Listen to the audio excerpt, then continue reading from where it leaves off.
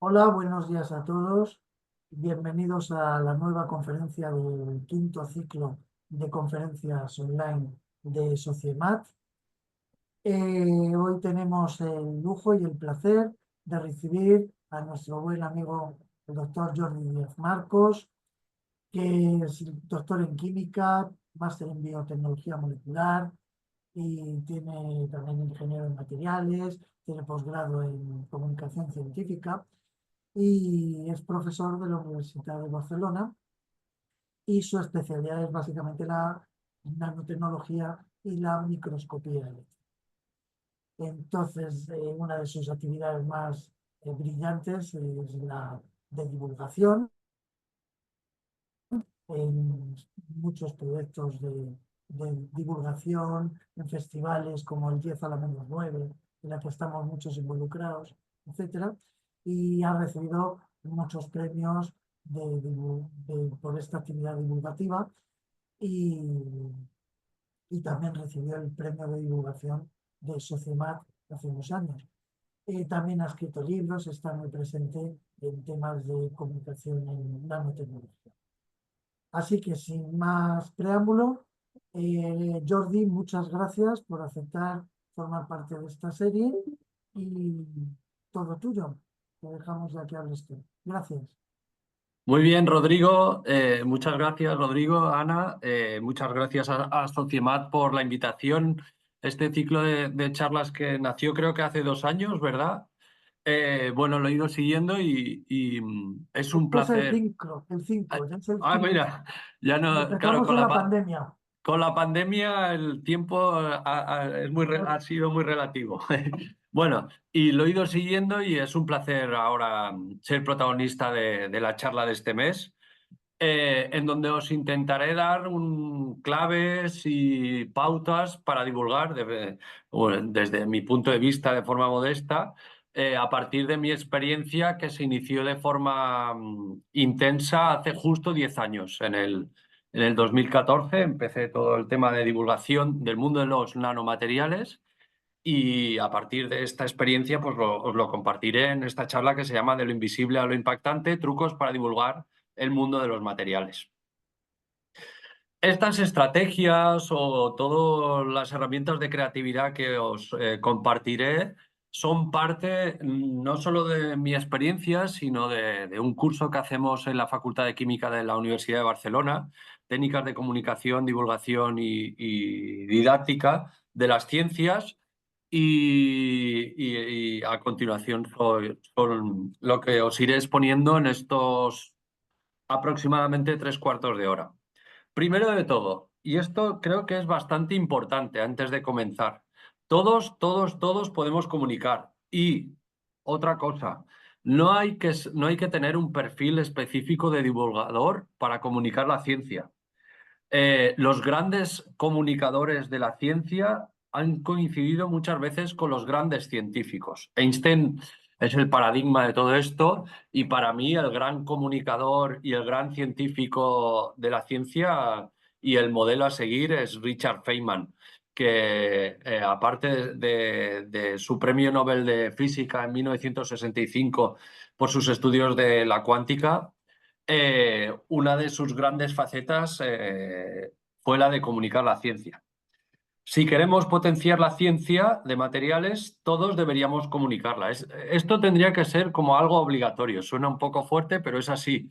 Hay otras ciencias que quizás sean mucho más, ¿cómo podríamos decir? Se comunican mucho más o son más atractivas para el público en teoría, ¿no? Estoy pensando en todo lo relacionado con el universo. Ahora, en este año internacional de la cuántica, todo lo relacionado con la cuántica, la física, muchas veces la biología. Pero ¿por qué no la ciencia de materiales puede ser también protagonista de las noticias y de la comunicación de la ciencia? Antes de nada, me salto una transparencia y luego volveré. Tenemos una ventaja que es indudable y que está por Jordi, encima. perdona, Sí, se ve la página siguiente. ¿Lo puedes cambiar para que se vea más grande? Ponerlo solo en presentación. a ver, eh, no, a ver si lo hago un momento. o dejarlo. Presentación, creo que lo tengo que hacer aquí. Eh,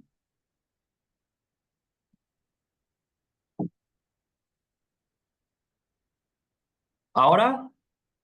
No se ve igual, se sigue viendo la siguiente. Ay, Pues déjalo y así. sí, lo dejo. Es que yo aprieto al clásico presentación con diapositivas Claro, no, y pero me sale así. sí, Sí. pero así se ve peor porque se ve más. Vale, pues vuelvo a la de antes.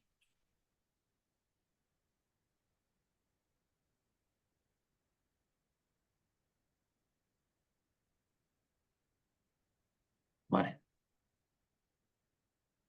Ahora. Perfecto. Vale. Vale. Bueno, después de este parón. Bueno, Perdón. lo, lo que os decía, ¿no? Que nosotros tenemos una enorme ventaja respecto a otras ciencias, que es el hecho de... Uy, espera, tengo que minimizar. Estoy en pantalla y me corta la... Segundo. ¿Y dónde estás? Bueno, que nosotros estamos rodeados de materiales, por lo tanto es una cosa muy común al gran público. Los smartphones, exploración espacial, los coches, todo está, está relacionado con el mundo de los materiales. Y esto nos ofrece una gran ventaja. ¿Vale? Espera un segundo. Voy a bajar esto.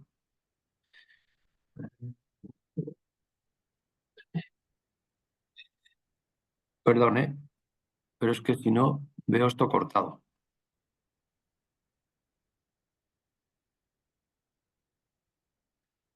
Y bajo. Un momento. Ahora. Vale. Para comunicar existen las 5 Ws, incluso algo más, ¿no? Son, si queremos comunicar la ciencia, si queremos hacer actividades de divulgación, tenemos que tener muy claro los objetivos de por qué hacemos lo que hacemos o qué queremos comunicar, nuestra misión, nuestra visión, ¿no? El why.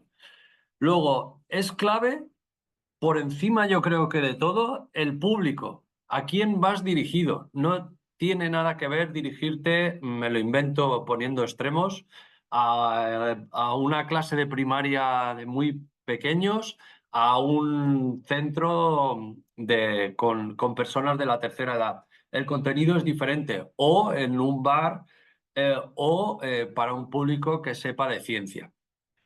Luego, el qué, el contenido, qué vamos a dar, cómo lo planteamos, cuáles son las ideas principales que queremos comunicar. Y luego está el cuándo y el dónde. Esto también está muy relacionado porque para cuando hablamos de comunicar ciencia, no tenemos que pensar únicamente en seminarios o charlas. Existen muchas más, existen otras actividades que se pueden hacer para comunicar la ciencia, por ejemplo, un taller que también hemos de tener en cuenta todo lo que supone para nosotros prepararnos esta actividad. Porque normalmente si la quieres hacer bien, supone una preparación, tienes que encajarla en tu día a día. Tienes que tener en cuenta, si haces, por ejemplo, un taller, los materiales que necesitarás, cuándo te llegarán, cómo te llegarán, probarlos antes o dónde harás tu charla, tu actividad. No tiene nada que ver al aire libre, en un espacio cerrado, si tendrás o no ordenador, etcétera, etcétera. Luego está el cuánto te costará la actividad, cómo la harás, etcétera, etcétera. Pero estas 5 W son muy importantes. Cuando nosotros abordamos una actividad divulgativa, es importantísimo tener en cuenta todos estos aspectos para que esta actividad funcione. Vale. Luego, como os he dicho, para mí una de las claves es la audiencia, la conexión con la audiencia, llegar a nuestra audiencia. Si no llegamos a la audiencia donde hacemos la actividad no funciona. ¿Cómo conectar con la audiencia? A través de una experiencia personal, de una historia impactante, materiales que salvan vidas o revolucionan industrias. Por ejemplo, en el campo que yo me dedico, podemos hablar de las nanopartículas de oro, cómo estas se utilizaron durante la pandemia en los test COVID. Pues a partir de ahí puedes generar la historia que luego te lleve a explicar cómo funcionan las nanopartículas de oro, el plasmón de resonancia, conceptos científicos más complejos, pero tienes que primero atraer a tu audiencia, también con ejemplos cotidianos, como decía. Comenzar una actividad a través de una pregunta o de una anécdota es muy importante. Dicen que los primeros segundos de conexión con la audiencia son los más importantes. Luego hay subidas y bajadas durante tu comunicación que se pueden solucionar con diferentes cosas, pero esta conexión con la audiencia es clave. De nuevo, aquí vendrán unas transparencias relacionadas con la audiencia. No se puede comunicar de manera efectiva si no sabes a quién te diriges. Este público nos determinará el tono, el lenguaje, el nivel de detalle o los ejemplos que utilizaremos. No es lo mismo hablar con niños, que necesitaremos lenguaje sencillo, metáforas visuales, ejemplos cotidianos, o a expertos, en donde ya podremos entrar en tecnicismos y en conceptos complejos. Igual que una audiencia general, ¿no? que necesitaremos simplificar sin perder el rigor. Esto a través de analogías es importante. Aquí viene uno de los conceptos claves de todo comunicador científico. Tendemos a querer explicar muchas cosas si no consideramos que el mensaje que estamos transmitiendo no es suficiente. Menos es más. Tenemos que sacrificar lo que cuando tú haces una actividad como una charla, tú lo que quieres es conectar con la audiencia y que se sienta atraído por la ciencia o por lo que tú haces. Pon unas tapas y luego ya vendrán a tu restaurante a comer.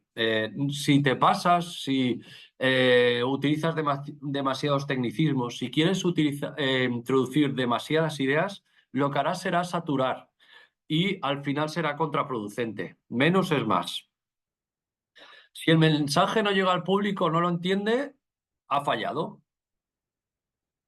No es lo mismo la divulgación que la comunicación académica que la comunicación aplicada. Esto también es muy importante para los nuevos divulgadores o para los científicos en general. No es lo mismo ir a un congreso científico que a una charla, un Pin of Science o una charla TED, ¿vale? El objetivo en la divulgación, en la comunicación científica, es despertar el interés y hacer que la ciencia sea accesible. A partir de ahí, tener nuevos devotos, entre comillas. En cambio, la comunicación académica, aquí ya vamos a nuestros hallazgos, a nuestra investigación, a nuestros conceptos científicos más complejos. Por último, y para mí también es importantísimo, y es por eso que creo que todos debemos divulgar, sobre todo en ciencia de materiales, donde faltan, creo yo, divulgadores, sobre todo en comparación con lo atractivo que es la ciencia de los materiales, es que es esta comunicación aplicada. Es decir, influir en decisiones basadas en evidencia. Estas decisiones pueden ser políticas, si tú influyes en la sociedad en general, pueden tener más tendencia a que ciertas políticas hacia la ciencia se potencien.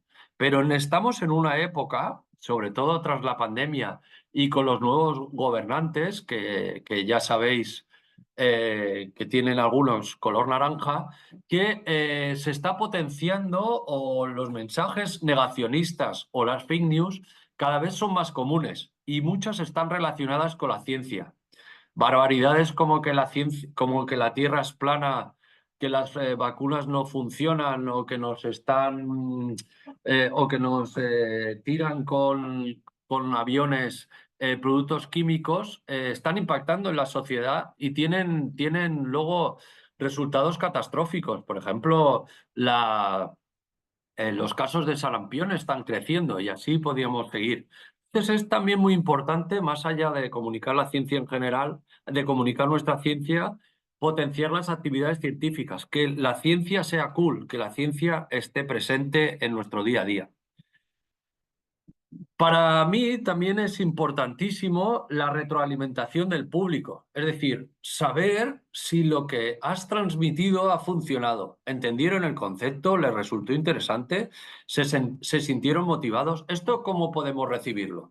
Están las clásicas encuestas o evaluaciones que no siempre puedes hacer, pero sí en determinados proyectos, sobre todo, por ejemplo, estoy pensando en proyectos educativos o proyectos FECID, sí que lo puedes utilizar. Si haces una comunicación a través de redes sociales, a través de los comentarios, puedes saber si está funcionando. Pero hay una cosa que es importantísima porque tiene una doble función, que son las preguntas durante una charla. Comunicaros con el público, aprovechar que sea parte de la charla vuestra las preguntas que enviéis al público, que pueden contestar o ser retóricas, pero dejar que preguntarle al público y recibir preguntas al final de las actividades.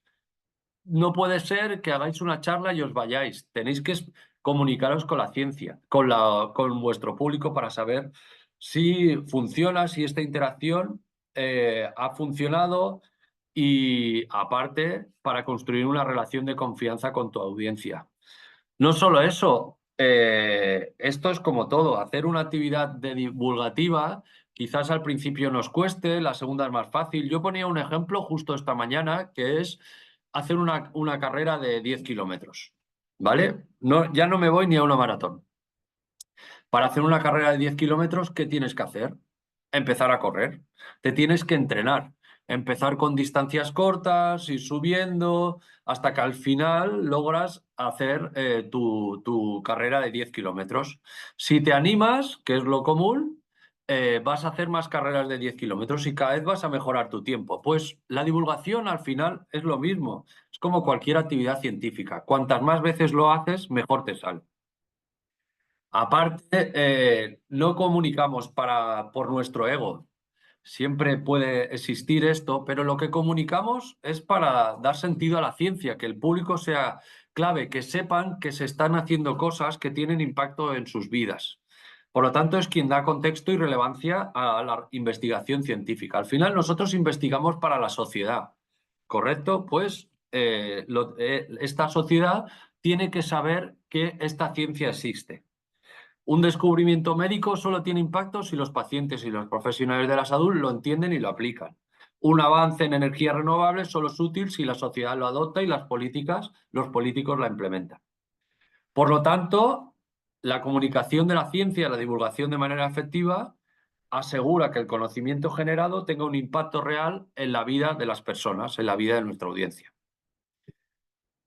Un público comprometido no solo recibe información, sino que también puede convertirse en difusor del mensaje. Y aquí viene al final los famosos influencers.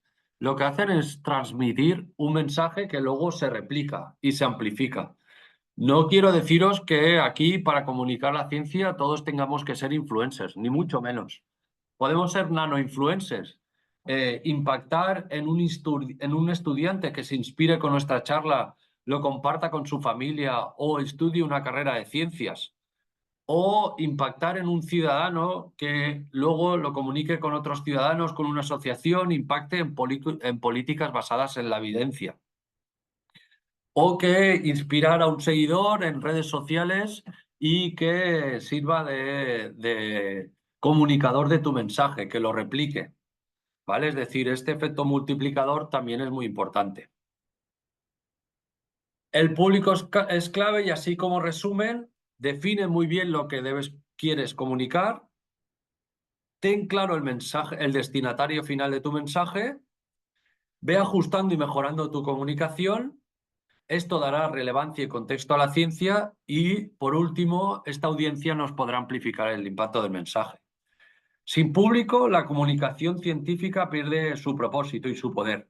Por eso siempre debes conocer, entender y respetar a tu audiencia y, sobre todo, adaptar tu mensaje para conectar con ellos de manera mucho más efectiva. Muy bien. Tenemos claro quién es nuestra audiencia, nuestro mensaje. Antes de comenzar, ¿qué diremos y cómo lo diremos? ¿Cómo lo haremos, organizaremos, utilizaremos? ¿Dónde lo haremos? ¿Con quién y cómo? Esto se resume en un único truco, un guión. Necesitamos un guión, como los actores. Al final tenéis que veros como que vais a participar en una película y os toca ser un actor actor protagonista de esta película. Para comunicar, para hacer una charla, para hacer esta misma charla que estoy haciendo hoy, necesito un guión, unas primeras notas que me ayuden un poco a saber lo que quiero comunicar, cómo lo quiero hacer, qué quiero utilizar, empezar a construir este guión, realizarlo, aprenderlo y ensayar. ¿Vale? Esto es la base de una efectiva comunicación científica. Tener en cuenta una cosa. Las herramientas de inteligencia artificial nos pueden ayudar mucho.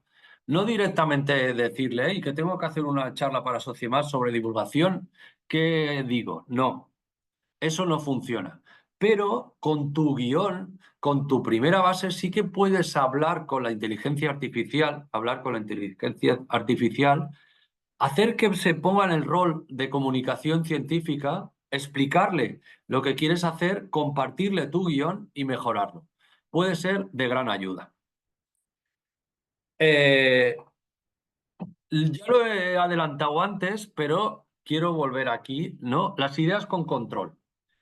Mejor pocos conceptos, pocas ideas, pero que sean claras. Mejor pocas que muchas, mejor menos que más. Es mejor tener una o dos sobre las que pivotar el mensaje. Hay algunos, esto no es matemático, dicen que son 3 los conceptos o ideas clave que quieres que se lleve el público. A partir de allí se va a perder. Bueno, estas 3 ideas, estas 2, 3, 4 ideas serán la base de vuestro mensaje y las podréis ir introduciendo una y otra vez. Eso no pasa nada, pero no está comprobado que cuantos más ideas intentamos introducir, más saturamos a nuestra audiencia y por tanto no funciona. Sintetiza y elimina lo que no sea importante o lo que no aporte. Esto es así. Transmitir una idea de forma clara, meridiana y ya está, de forma sintética. Cuanto más vueltas les damos a una cosa, ¿no? El oro nano, ¿no? El oro nano tiene una de sus características es que cuando estamos en tamaños nano, en tamaños nanométricos, su color cambia. Voy más allá, su color cambia por un efecto cuántico. Se llama plasmón de resonancia superficial. Se forman unos plasmones en la superficie del oro cuando contactan la luz, los fotones con los electrones. Así podría seguir, pero ya se ha perdido mi público. Si es necesario, pues se dice parte de este mensaje, se acompaña con una imagen, etcétera, etcétera. Pero hay ciertos momentos que el uso de metáforas visuales nos puede ser más útil que ir más allá. Ellos han quedado con que el oro nano cambia y que tiene un color diferente. Pequeños mensajes para potenciar esta idea, pero no nos pasemos. Organiza tu texto. Primero habla de un concepto y luego de otro. Si los mezclas puedes confundir a tu público. Esto también es bastante importante. En una charla puedes ir haciendo un concepto, otro concepto, intentando que se liguen, que creen una historia. Toda charla es una historia. Por lo tanto, tiene que tener un inicio, tiene que tener una parte central, tiene que tener unas conclusiones. Por ejemplo, en temas de un seminario, una charla, una TED, etcétera, etcétera, va muy bien comenzar por una pregunta o una historia y que tu conclusión sea la respuesta a esta pregunta o la conclusión a esta historia. Es decir, organiza todo de forma clara, ordenada y, si puede ser, ligada. Piensa en algunas preguntas que responderás durante la charla o durante tu vídeo, como pone aquí. Estas preguntas también van bien porque nosotros cuando damos una charla, imaginar un 40 minutos, el interés de tu público va creciendo la curva, pero llega un momento que comienza a decrecer. Para evitar que esto decrezca y decaiga totalmente, va muy bien hacer preguntas, hacer cambios, modificar el tono de tu voz, poner alguna imagen impactante que sorprenda al público. Es decir, de esta manera vamos haciendo efecto rebote. Sube, baja un poquito, en ese momento aportamos algo para que vuelva a subir, baje, suba, baje, pero estamos arriba. Es importante que el guión tenga un hilo conductor, tal y como decía. Luego, resume la relevancia de tu investigación en una frase y sitúala al principio. Te servirá como punto de partida y además preparará a la audiencia para lo que explicarás. De nuevo, el inicio es clave. Si yo cojo, pongo en contexto al público el oro nano, otra vez volviendo al ejemplo, ¿no?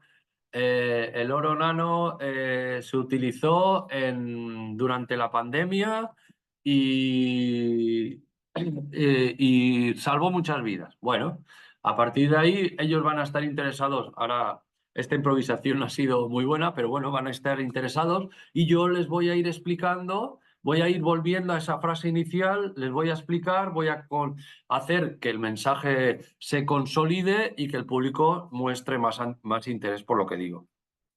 Evita tecnicismos, pero si son necesarios, a veces pueden ser necesarios, haz que sean inteligibles, ¿vale? Porque hay palabrejos que a nosotros nos parecen superparamagnetismo, plasmón de resonancia, puntos cuánticos, pues son palabras curiosas, pero a veces lo único que hacen es que el público se nos quede repitiendo esa palabra y pierda el mensaje. Entonces, en la medida de lo posible, evitar estos tecnicismos y si no explicarlos bien.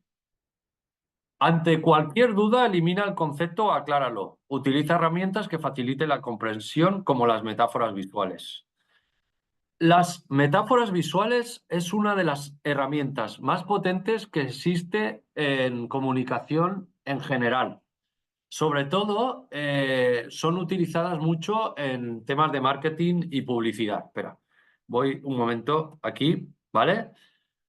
Imágenes como esta, ¿no? Esto es una metáfora visual, unos chetos picantes, por lo tanto ponemos este fuego, ¿no? Que nos indican que es picante. Crema de noche, pues este juego con las luces, la luna. Michael Jackson, cuando murió, cómo este homenaje, ¿no? El enfado, el fumar matavidas. Bueno, temas del calentamiento global. Es decir, hay metáforas potentísimas con mirar esta, a mí esta me encanta, estas dos justo. A medida que nosotros fumamos vamos consumiendo horas de vida, ¿no? O días de vida. Pero esta es brutal, este helado que se deshace, que está íntimamente relacionado con el cambio climático. No, una metáfora visual no es necesariamente una imagen puesta en pantalla, sino puede ser una explicación. Vuelvo otra vez al oro nano. Este plasmón de resonancia que se forma al interaccionar la luz con los electrones del oro nano genera un tipo de resonancia que podríamos asimilarlo a un paso de baile. Entonces, una metáfora visual puede ser hacer este paso de baile a diferentes velocidades que generan diferentes colores para el oro nano. O un ejemplo muy claro que nos lleva al chip prodigioso, que seguro que muchos ochenteros visteis, ¿no? Este submarino que va a través de nuestro corriente sanguíneo puede ser este submarino explicar el mundo de los nanorobots. Eso es una metáfora visual muy potente. Es, por tanto, una figura retórica que se traslada el significado de un concepto a otro, estableciendo una semejanza o analogía. Para comunicar la ciencia, para comunicar conceptos científicos complejos, es un recurso retórico potentísimo. Eso es un reto que podréis ir construyendo a medida que vayáis comunicando la ciencia, que es intentar crear las metáforas visuales para lo que explicáis. A partir de vuestra temática, generar esta metáfora visual. Es una representación creativa de un concepto, ¿vale? Aquí os he enseñado antes esto y respecto, bueno, las metáforas visuales, volvemos al tema de la concisión. no te extiendas demasiado. Esto es un buen ejercicio. Puedes decir la frase sin ahogarte.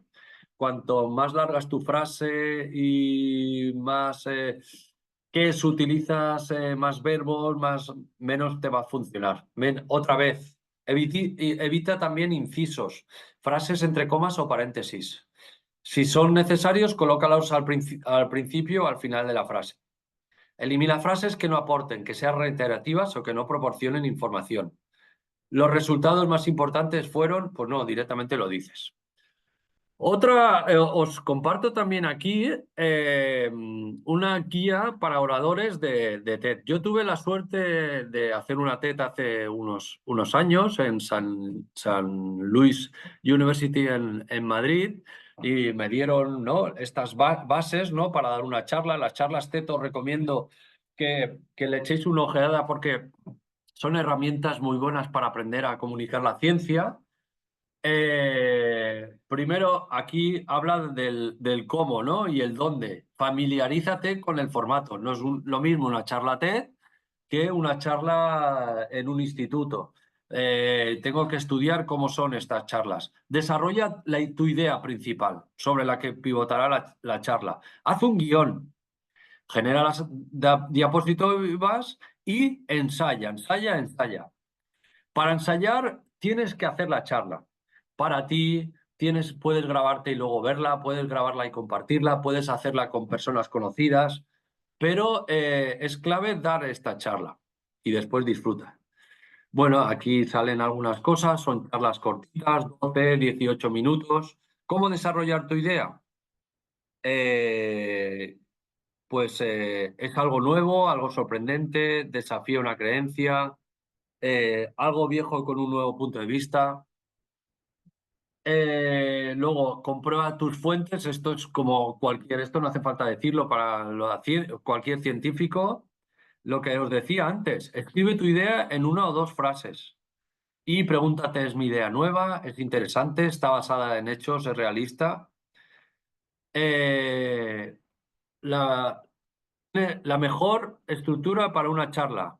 Involucra al público. Usa un ejemplo que pueda relacionar o una idea intrigante, una pregunta, una historia. Explica tu idea claramente y con convicción. Describe tus pruebas. Llama a la acción. ¿Cómo y por qué implementar la idea? Revela una nueva realidad. ¿Cómo van a cambiar las vidas de las personas si llevan la idea a cabo? ¿Vale? Aquí pone algún ejemplo. Y elige la estructura.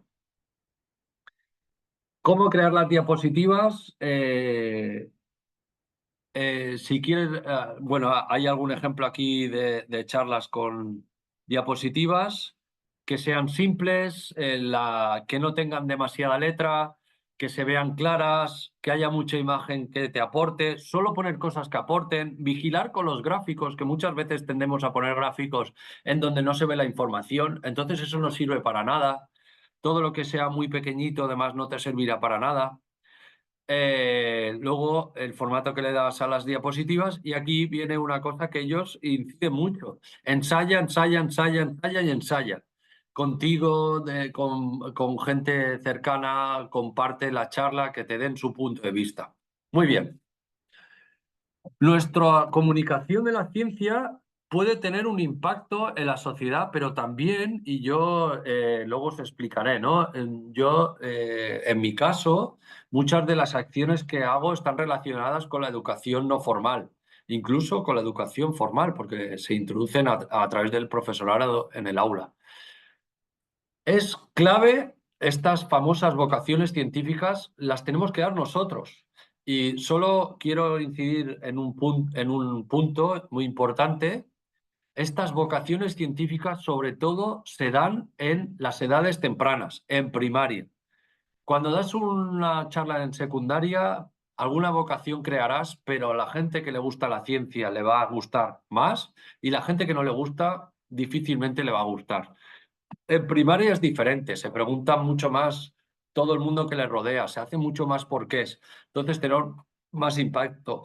No dudar en hacer acciones en las escuelas. Estamos en una época en que los profesores tienen que lidiar con tantas cosas, muchas veces relacionadas con el comportamiento, que no tienen tiempo de prepararse y sobre todo conceptos de ciencia.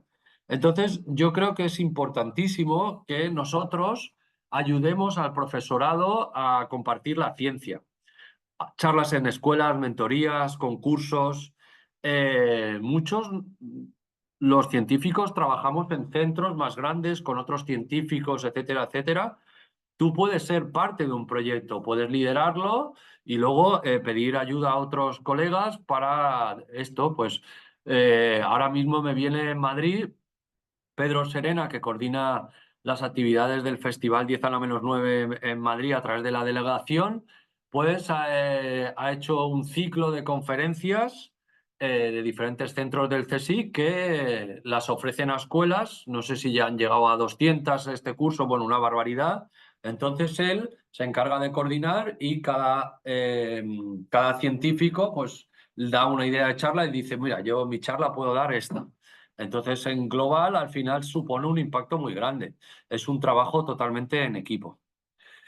Respecto a las herramientas que pueden ser útiles para comunicar la ciencia, pues a día de hoy son infinitas, ¿vale? Claro, esto depende de nuestro tiempo, de nuestra implicación, hay gente que se dedica más a YouTube o a hacer vídeos, esto supone mucho tiempo. A lo mejor en nuestro día a día lo podemos ver muy alejado, pero que no nos dé miedo. A lo mejor nuestra herramienta no es YouTube o no son los vídeos porque no tenemos tiempo, porque no nos atrevemos, por mil cosas, pero existen otras herramientas. Cada vez se escuchan más horas de podcast en España. Es una herramienta también muy potente. Otra vez, podemos empujar para que nuestro centro cree un podcast y nosotros ser parte de este podcast, no necesariamente hacerlo nosotros.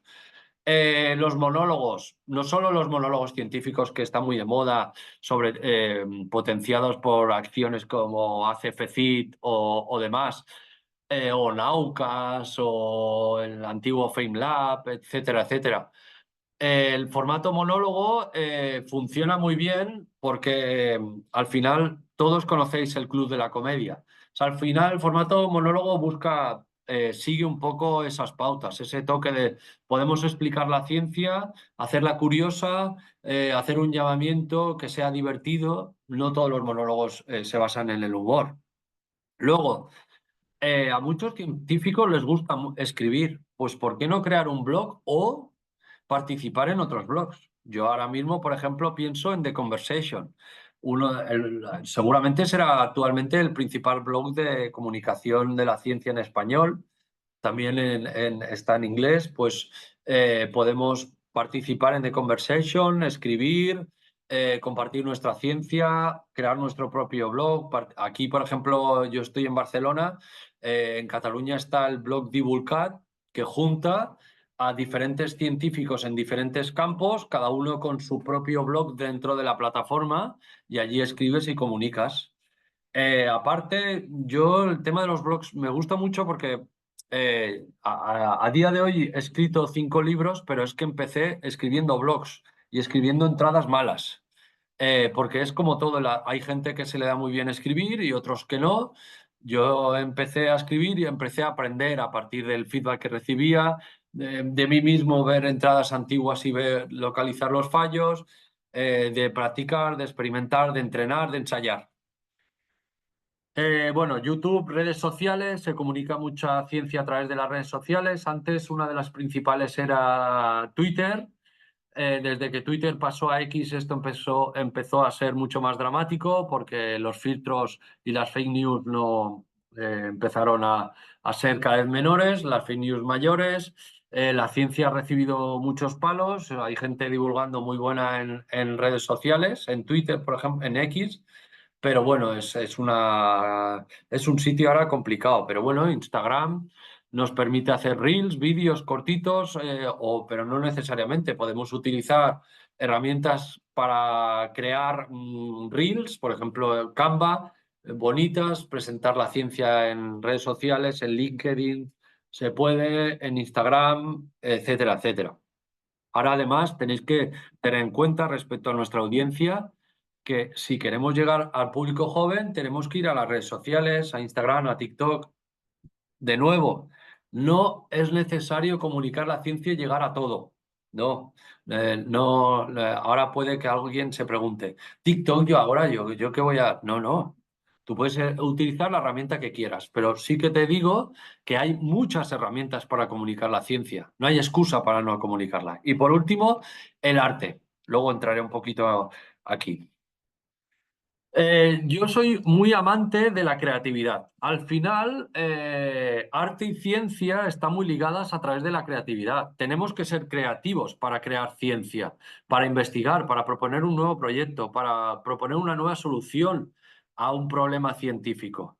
Entonces, la creatividad nos aporta herramientas potentísimas para comunicar la ciencia, para mejorar nuestra ciencia en redes sociales, crear nuevas colaboraciones.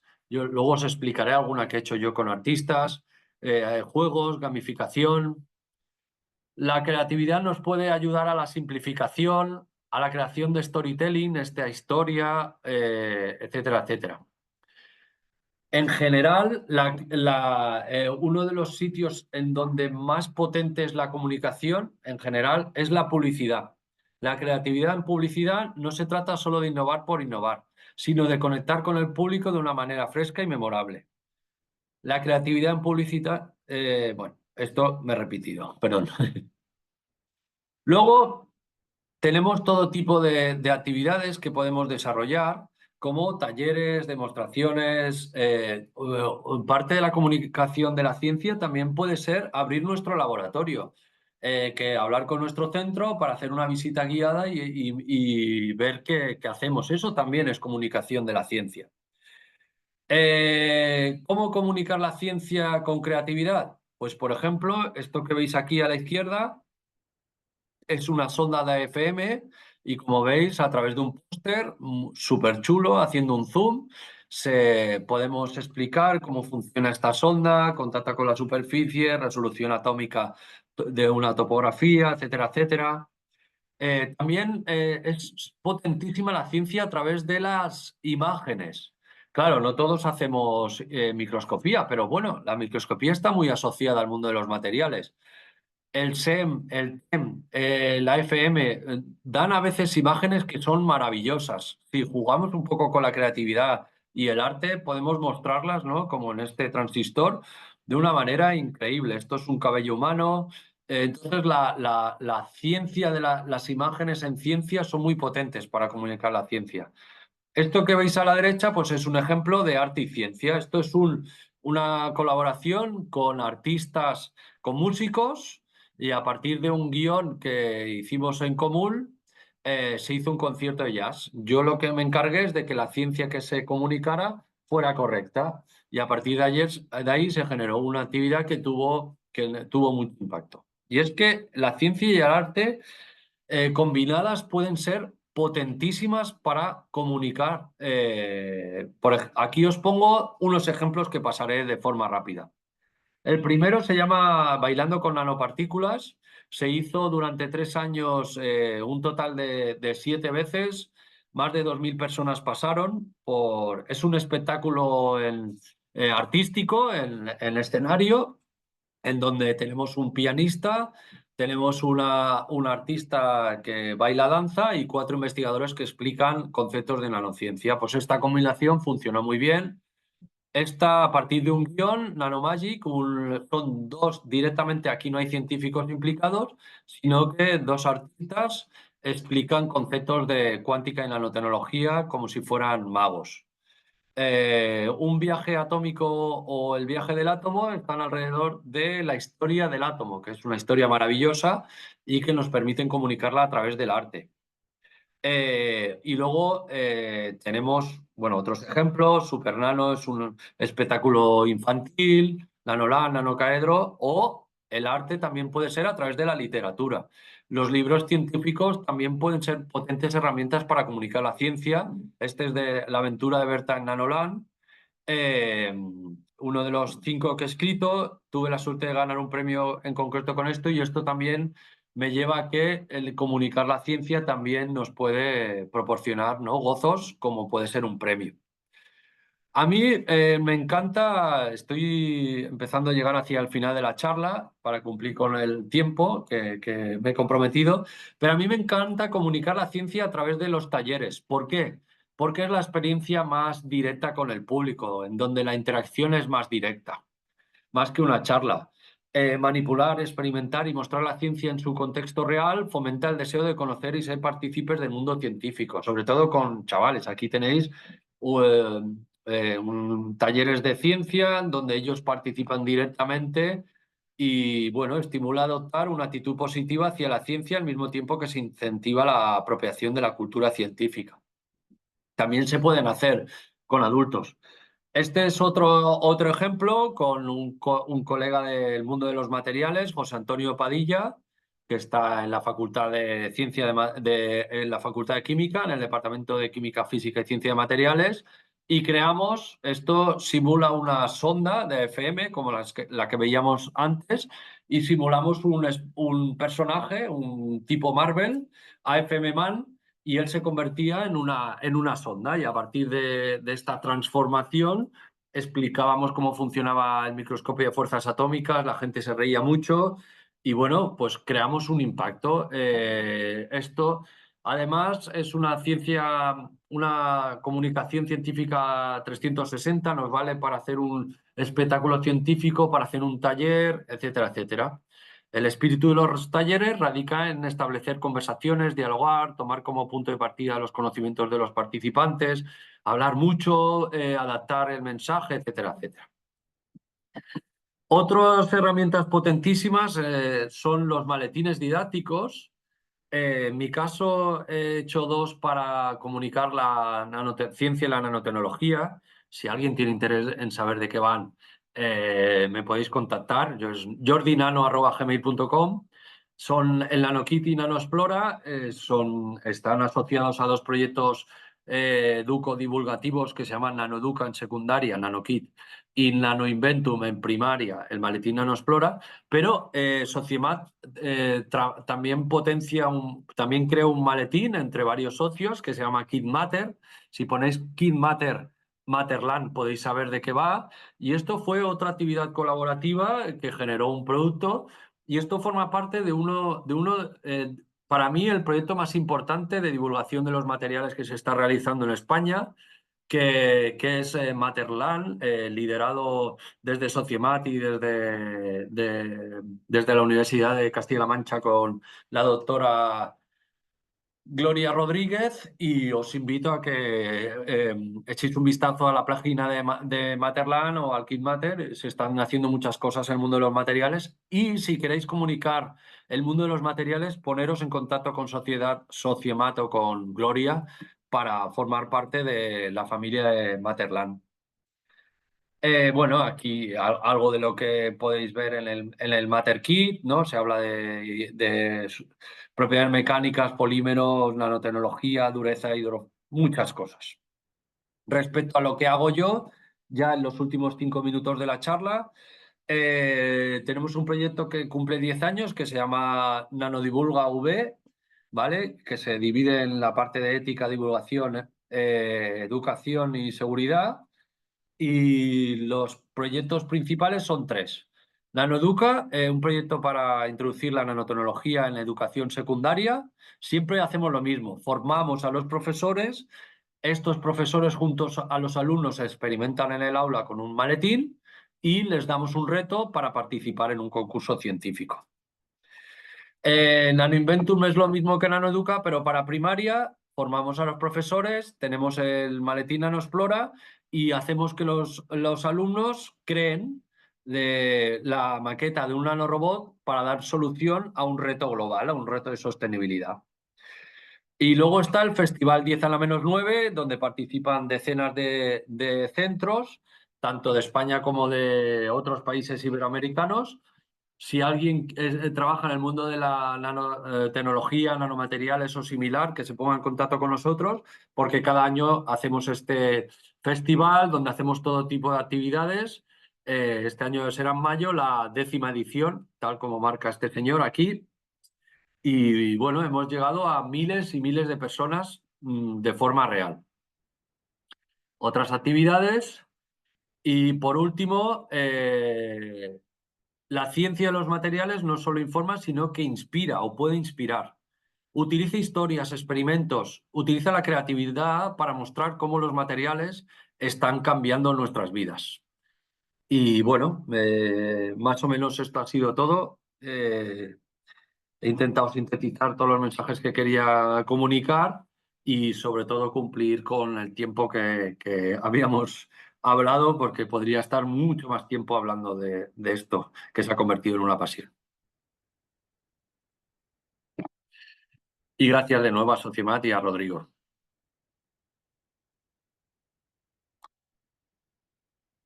No sé si hay ahora alguna pregunta. No te escuchamos, Rodrigo. Y gracias al público que ha venido a escucharme.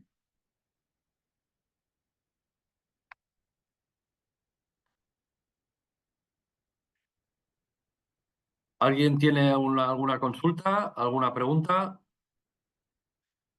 O,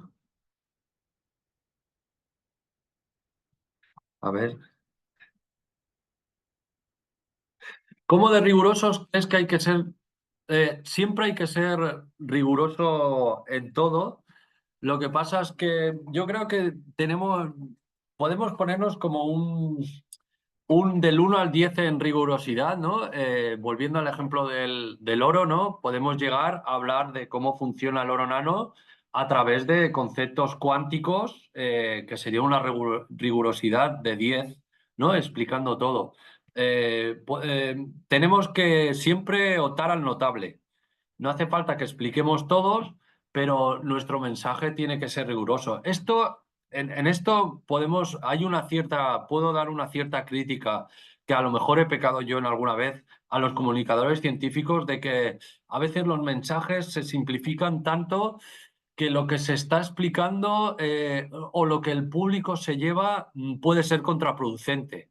Esto lo ejemplifica perfectamente la cuántica. ¿Vale? Comunicar conceptos cuánticos. A veces somos tan... yo no me atrevo a comunicar la ciencia. Ya lo decía Richard Feynman. Si crees que sabes de cuántica, a comunicar la cuántica, quería decir. Si crees que sabes de cuántica, realmente no sabes. Hemos de intentar pecar de ser demasiado simplistas, ser rigurosos, pero no pasarnos. No sé si más o menos contesta tu pregunta, Daniel. Oye, perdonad, pero es que Buenas, estábamos Daniel, por cierto, ahora muteados. te he reconocido. Sí. Perdonad que estábamos silenciados y por eso cuando has acabado yo hablaba y no se podía oír. Muchas gracias, Jordi. Y bueno, ya ves que hay mucho interés y que has suscitado la pasión. Así que, por favor, quien tenga más preguntas, que siga planteándolas. Vale. A ver, esto de las ondas, y sí que es cierto. Perdona, lee la pregunta porque Sí, perdón.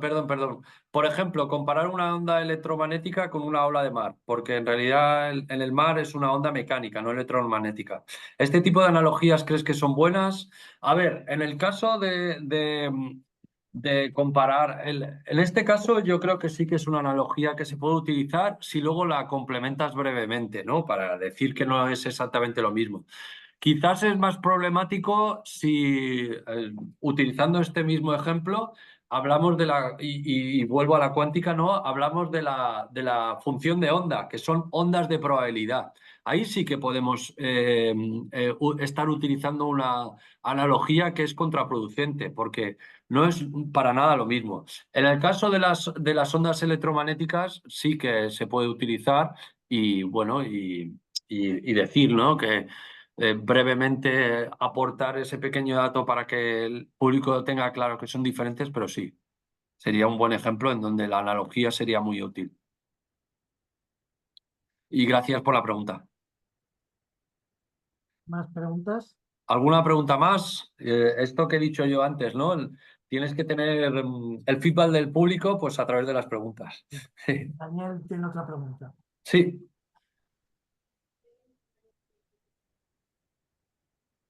espero que la charla haya sido útil.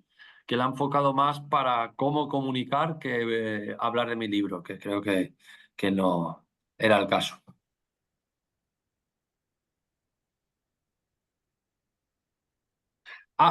El audio, no sé si le podéis dar Ana, acceso. ¿no puedes dar acceso al audio a la gente?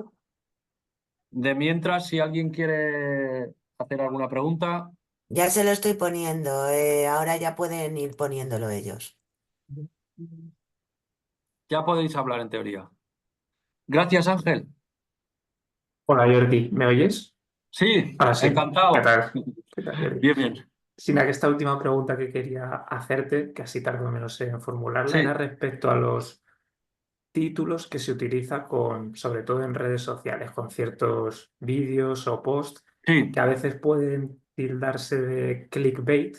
de clickbait, sí. ¿Hasta qué punto crees que hay que tener esa creatividad para hacer títulos A ver, atractivos sin pasarse? yo estoy totalmente en contra de que el título luego no se explique en lo que vas a hacer. Es decir, el clásico clickbait, ¿no? Que te dicen una cosa y luego no tiene nada que ver, yo creo que no está bien y, y no es positivo. Pero ser creativo en el título, sí. Mira, te voy a dar un ejemplo. Hay que decir que este ejemplo está en el límite, ¿eh? Y lo asumo. Es una entrada que hice para The Conversation, ¿no? Y era nanotecnología y deporte y elegí el por qué los logros de Messi y Federer no son humanos, ¿no? El título exacto creo que no es este, sino ahora lo pondré en el, en el chat, ¿no? Bueno, yo lo que quería transmitir es que los logros actuales de los deportistas, aparte de su calidad, que también lo remarcaba, tienen mucho que ver con el mundo de los materiales. Es decir, la mejora del textil, de las botas, las mismas pelotas de tenis o de fútbol, las raquetas, ayudan a que estos logros sean mejores. Pues estaba ahí un poco en el límite, pero lo utilicé, ¿vale? Entonces, yo luego lo explicaba. Si es clickbait puro, para la ciencia estoy absolutamente en contra. Vale, gracias, Jordi. ¿Más preguntas?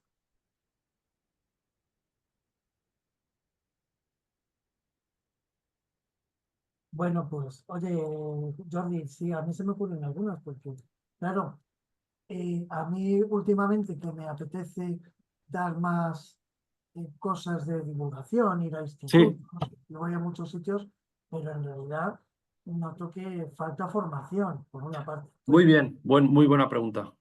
Sí, mira, a ver, claro, yo aquí voy a ser un poco local, pero bueno, voy a dar algún otro ejemplo. En química, y yo creo que esto está muy dirigido a universidades y también a centros tecnológicos. En química han puesto una asignatura desde hace 2, 3 años, no, creo que ya son 3 o 4 años, la que os decía al principio son técnicas de comunicación.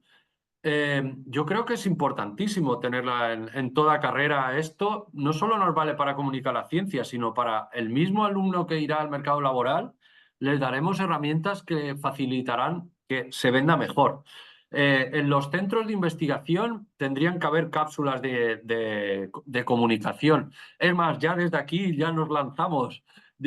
Sociemat tendría que hacer, a la futura junta directiva le digo que tendría que hacer un curso de comunicación de la ciencia, que puede dar bueno, los elegidos, pero os lo dejo ahí como una lo anoto. proposición para los socios, ¿no? De esto que decías.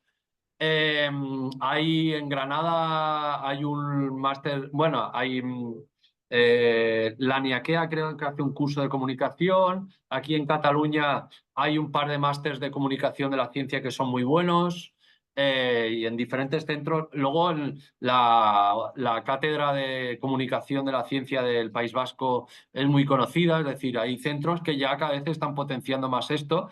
Y les da ventaja, les da ventaja. Esto es como todo. Volvemos al símil de la carrera. Yo puedo hacer una carrera de 10 kilómetros, mejorar mi tiempo, llevar un tiempo, pero si tengo un entrenador, mejoraré mi técnica y correré más rápido. Pues en este caso, si alguien me enseña o hago un curso de comunicación científica, primero de todo es que me dará herramientas para comunicar mejor la ciencia y me animará a comunicarla. Sí. Pues sí, es importante. Además me lo anoto, para futuras oportunidades. Anotado queda. Y luego el otro tema, claro, aparte de la gracia que tenga uno y de la formación que tenga uno, es que no es fácil entrar en un mundo de este tipo, ¿no? Es verdad que, por ejemplo, claro, yo hablo de mí, pero estoy muy sesgado a la actividad científica en el laboratorio de toda la vida, Sí, no sé qué. Claro, a mí haber entrado a empezar a dar charlas en centros o sitios estos, pues es difícil entrar. Es que si no te llama nadie, no entras. Así de sí, fácil. ahora Entonces, sí, ahí también hay un poco de mafieta, en el sentido de que, claro, o estás un poco metido en un ambiente de comunicadores sí. o no te hacen ni caso. A ver, eso estoy totalmente de acuerdo. Luego iré, porque en el chat hay una, y luego iré a ella. Pero estoy totalmente de acuerdo que determinados ambientes de comunicadores hace que incluso yo que me dedico muy activamente en determinados sitios, no puedo, no me, imposible, veo muchas caras conocidas siempre, ¿no? A ver, yo creo que aquí, por ejemplo, es muy útil el tema de las redes. ¿Vale? Un ejemplo para mí es en Madrid, otra vez vuelvo a Pedro Serena, ¿no? Y a la red que creamos, se empezó en Barcelona, pero luego se extendió del Festival 10 a la -9.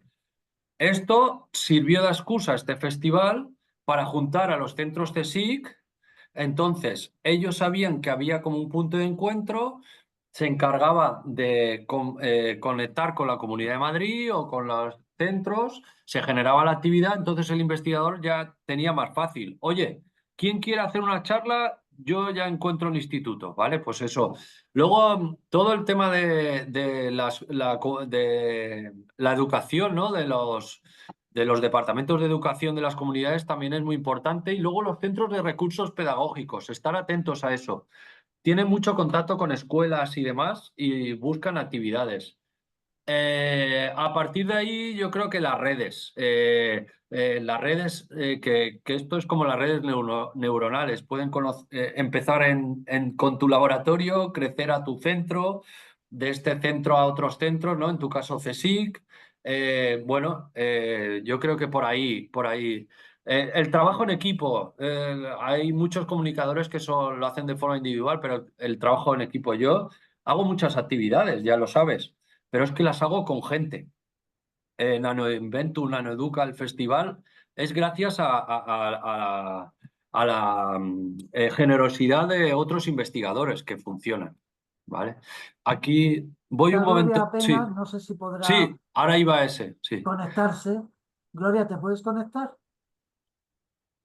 Bueno, Perfecto. Sí, hola. Hola, hola. buenos días. Gloria. Hola, mira.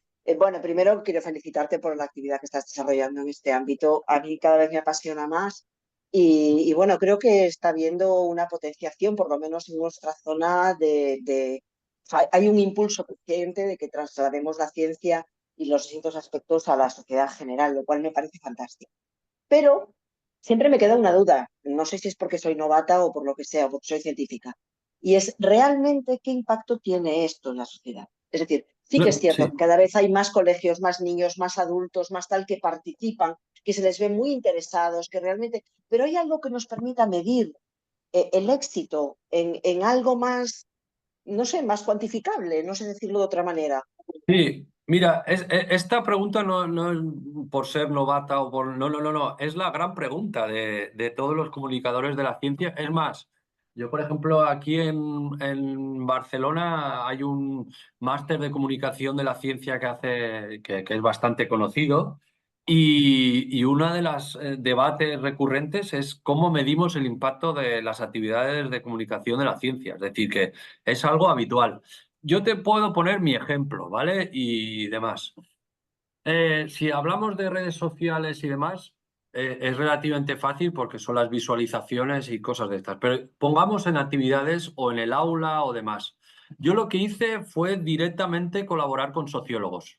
que me ayudaran los sociólogos, que son los expertos. Entonces, creamos unas encuestas que se basan en un concepto que es de idoneidad educativa o un concepto, exactamente la palabra es similar a esta, en donde se evaluaba el impacto en determinadas disciplinas a través de determinadas preguntas. Entonces, nosotros para medir el impacto del proyecto lo hicimos a través de encuestas. Entonces, cada año hacemos estas encuestas. Esto viene bien para decir que cuando hagáis actividades y demás, ¿por qué no ir con una pequeña encuesta, un Google Forms que hacemos en 4 segundos, algo cortito, nuestro código QR y decirle al público, oye, ¿no os importaría rellenarme esto? Y si tenéis por ahí un libro, pues sorteo esto, yo qué sé. Pero es una forma muy directa de medir el impacto. Luego, pues está, pues yo qué sé, pues las preguntas que te haga el público. En caso de una charla, además, las preguntas del público es un muy buen indicativo. Muchísimas Pero gracias. bueno, Es que, a ver, sé que es muy difícil, pero es que es un poco curioso que eso, que a medida que parece que la formación científica aumenta, por lo menos estadísticamente, que cada vez ya desde hace décadas, como vuestro grupo, hay más divulgación científica, la ignorancia total y absoluta que se manifiesta así socialmente, con lo que tú decías, el incremento de terraplanismos, de incredulidad en el funcionamiento de vacunas o incluso fakes de tamaño más grande. Es un poco como contradictorio, ¿no? Entonces, se luego, supone sí, que esto tendría que ir bajando a medida que subiera el yo, yo, rigor lo, y yo divulgación. mi interpretación que puede ser errónea es que simplemente que ahora tienen más altavoces, que son los mismos o menos, pero que ahora se oyen más, gritan más. Es decir, esto, determinadas redes sociales han potenciado mucho esos mensajes y hay gente que se agarra eh, a estos mensajes porque, mira, por muchos motivos. Entonces, simplemente es que tienen más altavoces. Por eso, para mí, es aún más importante comunicar la ciencia para que nuestros altavoces también se oigan. Claro, claro. Bueno, pues muchísimas gracias A ti, y encantada. Una charla estupenda. Chao. gracias. Bueno, pues, ¿hay alguien más que quiere intervenir? Pues si no es así, pues muchísimas gracias, Jordi. Nos ha encantado y ha sido apasionante. Estamos muchos, los viejos ya queremos también empezar a ser útiles para los jóvenes. Nunca es Como ves, tarde. queremos también adentrarnos en el campo. Y entonces te doy las gracias por tu excelente participación y os recuerdo que la próxima charla de esta serie tendrá lugar el miércoles 9 de abril con Ana Conde del Campo, que hablará de desarrollo y aplicaciones de superficies antimicrobianas e innovación en materiales para la prevención de infecciones. Y a todos muchas gracias por vuestra atención y a todos los que se vayan conectando a lo largo del tiempo. Gracias, Jordi, ha sido un placer. Muchas gracias a todos, en especial a Sociomati y a Rodrigo. Gracias. Dios. Dios, Dios.